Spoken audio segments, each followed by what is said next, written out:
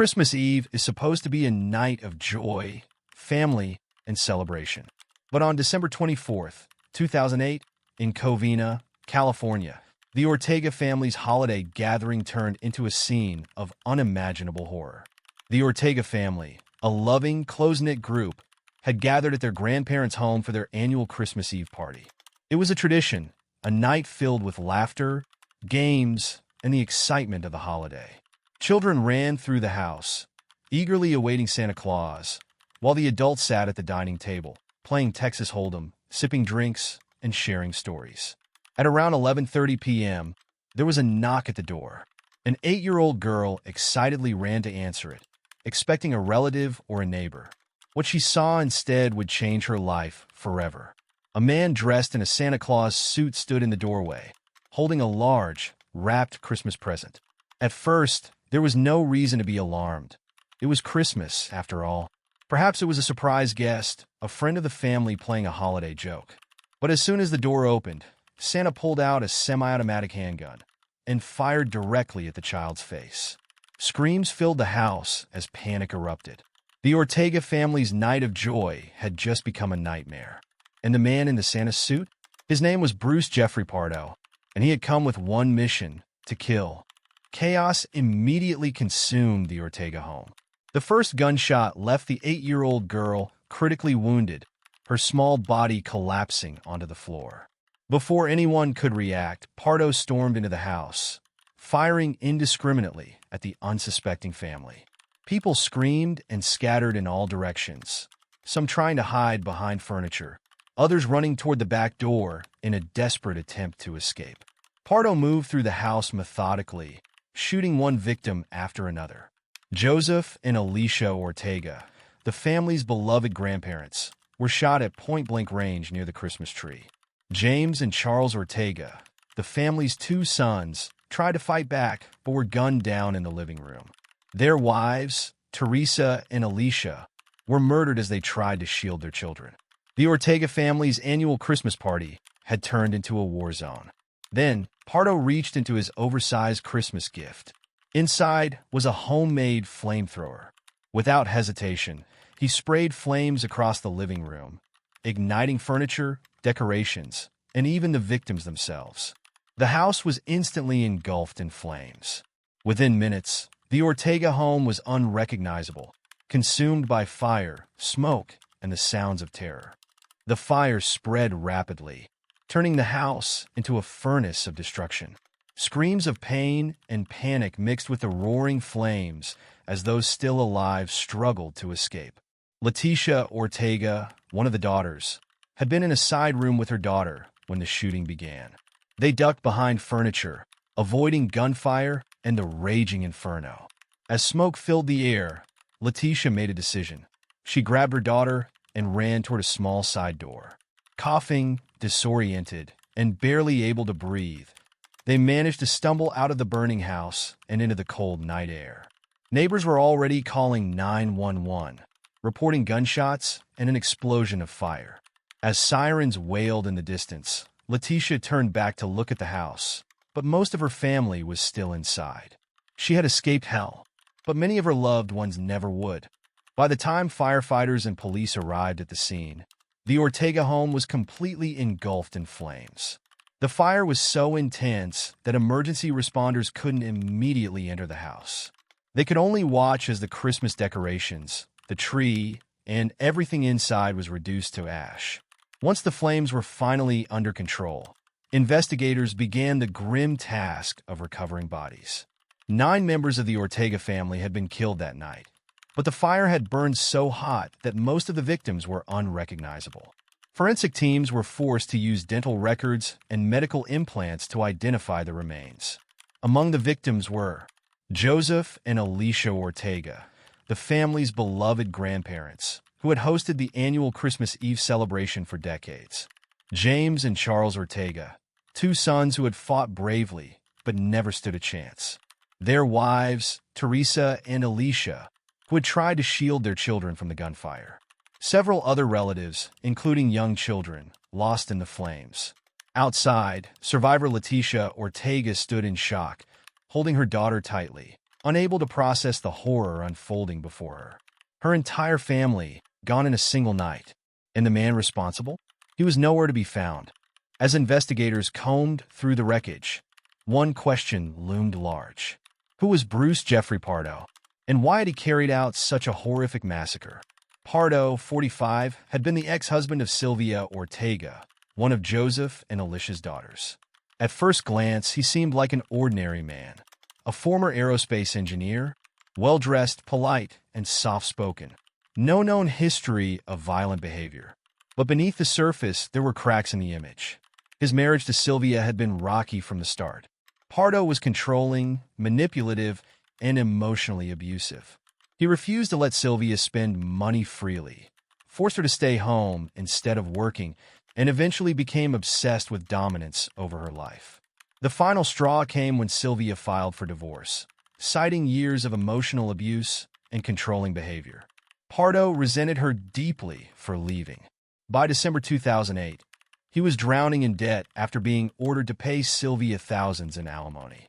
And in his mind, she and her entire family deserved to pay. That's when he started planning. Survivors and neighbors later described the attack in haunting detail. One of the most chilling accounts came from Leticia Ortega, who barely escaped with her daughter. She described the moment she saw Pardo walk into the house in his Santa suit, smiling as he pulled out his gun and started shooting. Another survivor, who had managed to hide in a back bedroom, recalled hearing the gunshots, the screams, and then the sound of rushing fire. Neighbors, hearing the explosions and gunfire, rushed outside, only to see flames consuming the home. One man frantically dialed 911. "There's a fire. I heard gunshots. There are people inside." As the first responders arrived, Leticia stood outside, sobbing uncontrollably. "My family is in there. Please help them," she cried. But by then it was too late. Amidst the horrific chaos of that night, there were acts of heroism that would never be forgotten. James and Charles Ortega, though already wounded, attempted to fight back against Bruce Pardo. Despite having already been shot, James lunged at Pardo, trying to wrestle the gun away. But Pardo was too prepared. He shot James again at close range, killing him instantly.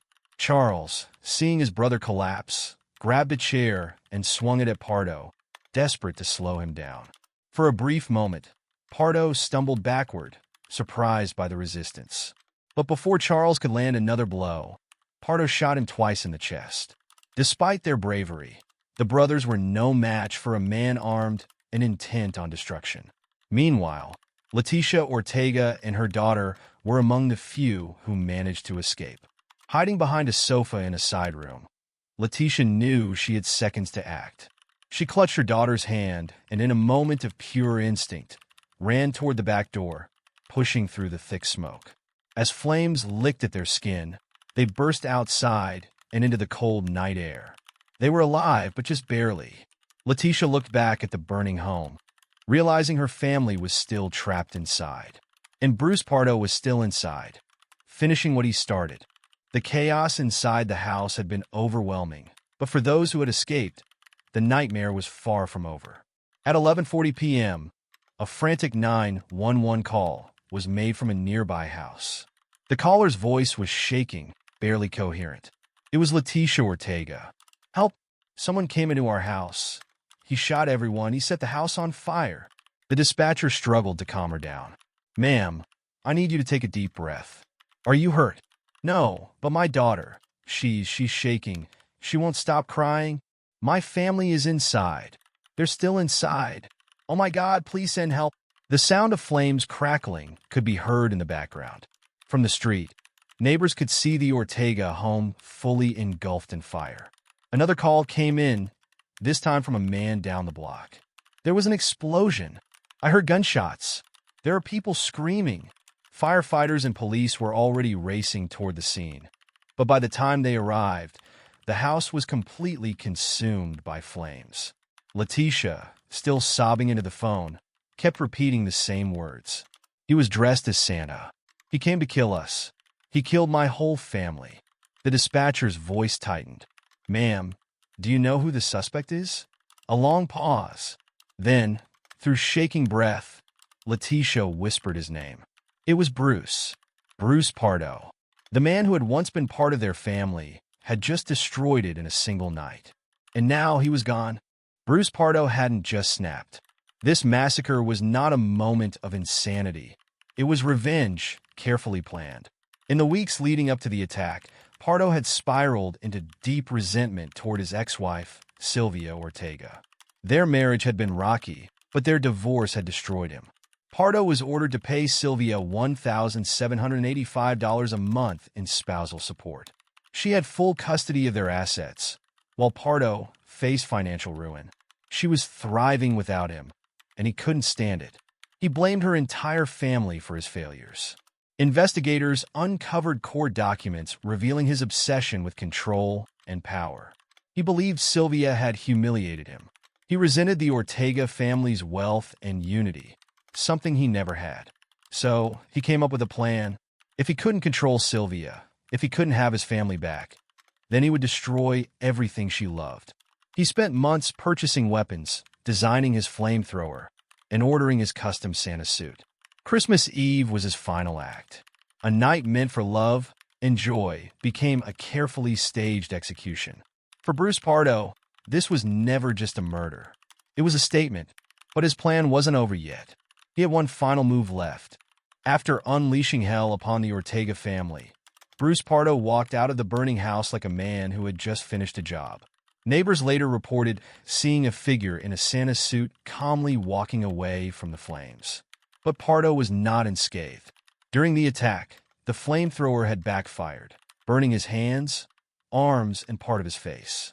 His plan had one last step: escape. Pardo had a plane ticket to Canada, intending to flee before authorities could track him down. But as he drove away from the crime scene, his burns worsened, and his carefully calculated plan started to crumble. Instead of heading to the airport, he drove 30 miles to his brother's house in Sylmar, California. At 3:30 a.m., his brother returned home to find Pardo's lifeless body on the couch, a gunshot wound to the head. Beside him lay the same handgun he had used to massacre the Ortega family. On the floor were burned remnants of his Santa suit, along with thousands of dollars in cash, ammunition, and flight plans. It was clear Pardo had planned to survive, but after realizing he was too injured to flee, he chose to take his own life instead. For authorities, the horror was finally over. But for the surviving Ortega family members, the nightmare was just beginning. Bruce Pardo was dead, but for investigators, the case was far from over. As police searched his brother's house, they uncovered chilling evidence that Pardo's plan was even more sinister than they first realized. Inside his rented Dodge SUV, parked just outside, authorities discovered something horrifying. It was rigged with explosives. Had anyone opened the door, the car would have detonated, unleashing a blast powerful enough to kill anyone nearby. The LAPD bomb squad was called in, and after a tense operation, they successfully defused the device. But that wasn't all. A further search of Pardo's belongings revealed $17,000 in cash, strapped to his body, likely meant for his escape. A plane ticket to Canada, proving he never intended to die that night. Ammunition, multiple handguns, and extra flammable material, suggesting he had planned even more destruction. Investigators were left with one haunting question. Was the Ortega family his only target? Or had Pardo planned to keep killing? Even more disturbing were the findings about his double life. Friends and colleagues had always seen Pardo as polite, reserved, and intelligent. But his digital footprint painted a different picture. Police recovered months of online searches, including how long does it take for a house to burn down, homemade flamethrower schematics, how to kill multiple people quickly. Pardo had been planning this massacre for months, perhaps even longer. His obsession with revenge had driven him to commit one of the deadliest family massacres in U.S. history. But even in death, he had left a final message of destruction. The community of Covina, California, would never be the same again. To those who knew him, Bruce Pardo seemed like an ordinary man. He had worked as an aerospace engineer, was well-educated, and had no known criminal record before the massacre. But beneath the surface, Pardo was a deeply disturbed individual. He had a history of controlling behavior, financial manipulation, and emotional instability, traits that had been overlooked for years. His marriage to Sylvia Ortega had seemed happy at first, but over time, she realized that Pardo was not the man she thought he was. He controlled their money, refused to let her support her own children from a previous marriage, and would lash out in anger whenever she disagreed with him. After Sylvia filed for divorce, Pardo's behavior became erratic. He stopped working, spent his days obsessing over his financial ruin, and isolated himself from friends and family. When his ex-wife won custody of their assets, Pardo felt humiliated. He began spending countless hours online, researching mass shootings, arson, and homemade weapons. Despite his clean public image, the real Bruce Pardo was spiraling into paranoia and revenge. By the time Christmas Eve arrived, his plan was already set in motion. And for the Ortega family, the man they once trusted would become their worst nightmare. Bruce Pardo didn't act on impulse. His Christmas Eve massacre was the result of meticulous planning, months in the making. In early 2008, shortly after his divorce was finalized, Pardo began stockpiling weapons. He legally purchased 4 handguns, each with high-capacity magazines, and spent months practicing at shooting ranges. But his most terrifying weapon was one he built himself, a homemade flamethrower. Pardo researched online tutorials and constructed a pressurized fuel system, allowing him to spray flammable liquid over a large area. Court documents revealed that he also purchased high-powered ammunition, ensuring that each bullet would do maximum damage. He bought a custom Santa suit, having it tailored to fit over his weapons while making him appear non-threatening. On December 24th, 2008, Pardo withdrew $17,000 in cash, packed his car with weapons and explosives, and put on his disguise. He knew exactly where the Ortega family would be. Christmas Eve wasn't just a random choice. It was the one night he knew they'd all be together. For Bruce Pardo, this wasn't just revenge. It was the final act in his twisted story. And once he stepped into that house, he had no intention of leaving survivors. Bruce Pardo and Sylvia Ortega had once seemed like a normal couple. When they first met, Sylvia was charmed by Pardo's intelligence and confidence. He was a successful aerospace engineer with a good income, and to the outside world, he appeared to be a stable and responsible man. But behind closed doors, their relationship was filled with manipulation and control. Pardo was extremely possessive, keeping strict control over their finances and criticizing Sylvia's spending habits. He refused to support her 3 children from a previous marriage, even though Sylvia was financially independent before marrying him. When their marriage started to crumble, Pardo became increasingly unpredictable. He isolated himself, refusing to communicate with her in any meaningful way. He would accuse her of being ungrateful, claiming that she owed him for everything he provided. Their divorce proceedings became a war zone. Pardo tried to hide assets, avoided paying court-ordered support, and ultimately lost most of what he had. Sylvia was granted custody of their shared assets, and Pardo was ordered to pay $1,785 per month in alimony. This ruling pushed him over the edge. He refused to accept that he had lost control over Sylvia and her life. Friends later recalled that Pardo would fixate on the divorce, bringing it up in every conversation. He spoke about Sylvia with pure resentment, calling her a gold digger and blaming her entire family for his misfortunes. His rage continued to build, and months before the massacre, he stopped working altogether. Instead, he spent his days online, researching weapons, homemade bombs, and mass shootings. He purchased multiple firearms, high-capacity magazines, and created his own flamethrower. He withdrew thousands of dollars in cash and even booked a plane ticket to Canada, a sign that he planned to escape after the attack. But his ultimate plan wasn't just about revenge. He wanted to wipe out everyone Sylvia loved. By the time Christmas Eve arrived, Pardo wasn't just an angry ex-husband. He was a man on a mission to destroy everything Sylvia had rebuilt without him. And he was ready to kill to make it happen. The Christmas Eve massacre left an entire family shattered. In the days that followed, the city of Covina mourned. The tragedy made national headlines, as people struggled to comprehend the sheer cruelty of Bruce Pardo's actions. For Leticia Ortega, one of the only survivors, the grief was unbearable. She had lost her parents, her siblings, and nearly everyone she loved in a single night. At first, she was consumed by rage. How could someone be so evil? She asked in an interview. How could someone plan something so monstrous and still feel nothing? For months, Leticia struggled to move forward, trapped in the memories of that night. But over time, she realized something crucial. If she let hatred consume her, she would be letting Bruce Pardo win. Instead, she chose forgiveness. "I won't let him take anything else from me," she said. "I won't let him steal my future, too." She became an advocate for domestic violence survivors, using her story to warn others about the warning signs of controlling partners. Even in the face of tragedy, Leticia chose to fight for something bigger. She would honor her family's memory, not with hate, but with hope. The Navarro family massacre wasn't just a crime. It was a reminder of how unchecked rage, entitlement, and obsession can turn deadly. Every year on Christmas Eve, Leticia Ortega visits the cemetery, placing flowers on the graves of her loved ones. She lights a candle, whispers their names, and reminds the world that they weren't just victims of a massacre. They were parents, siblings, and children who deserved so much more. Their lives were stolen, but their legacy will never fade. This case raises some serious questions.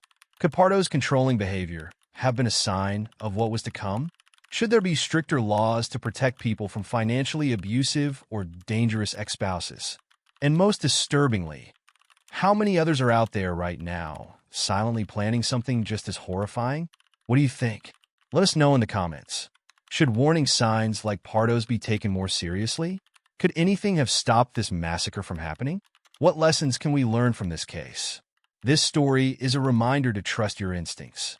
If someone you know is showing violent tendencies, controlling behavior, or deep resentment, don't ignore it. If you enjoyed this breakdown and want to see more true crime cases, consider supporting the channel. Subscribe for in-depth true crime documentaries. Insert subscribe link. Turn on notifications so you never miss an update. Like and share this video to spread awareness. Because sometimes the most dangerous people aren't strangers. They're the ones we once trusted the most. Thank you for watching. Stay safe, stay aware, and take care.